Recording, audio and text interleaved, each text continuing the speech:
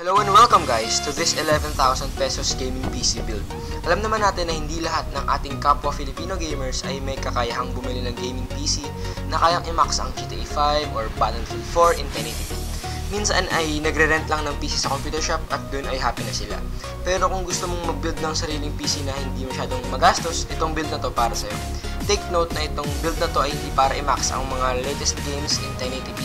It's for the budget gamers who wants to play the latest games at 720p with good settings and still playable frame rates. Now, let's head to the parts.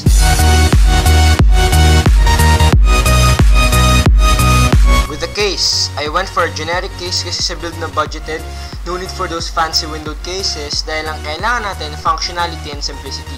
So this is the HIT S607 case.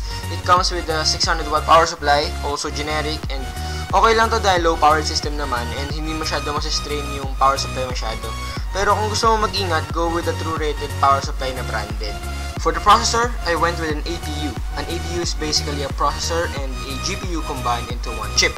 So this APU is the AMD Kaveri A87600 APU that runs at 3.1 GHz up to 3.8 GHz. Sadly, this is not unlocked, so you can't do any overclocking. You cannot.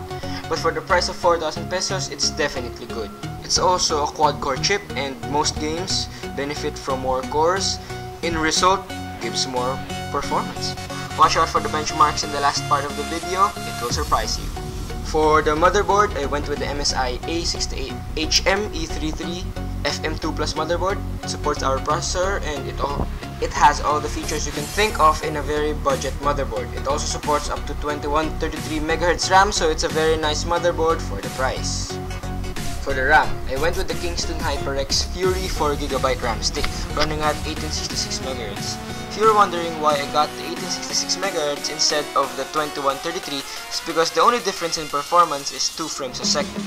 And 4GB of memory, siguro sapat na yun as of now sa budget na to. Lastly, the hard drive. It's the Seagate Barracuda 500GB hard drive. 500 gigs is enough for the casual gamer and enough for a ton of movies. It's Seagate and Seagate makes a lot of good hard drives. Now, to the benchmarks.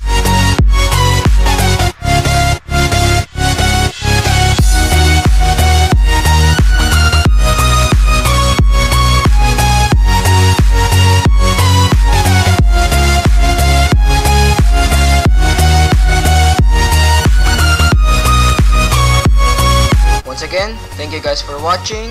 Like it if you liked it, dislike it if you don't, and as always, don't forget to subscribe. Peace out.